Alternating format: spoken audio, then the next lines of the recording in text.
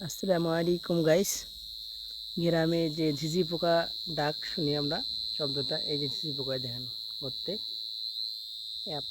আপনাদের আমরা ঝুম করে দেখাচ্ছি। দেখেন এই যে ঝিঝি পোকা, অনেক বড় হয় পোকাটা, কাছে গেলে সে বন্ধ হয়ে যাচ্ছে, সে আর শব্দ করতেছে না।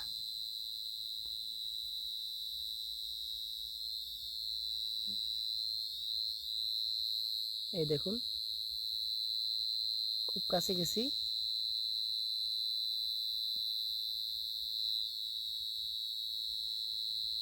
দেখতে পাচ্ছেন পোকাটা? এই দেখুন, এই পোকাটাই এভাবে চিল্লাচ্ছে।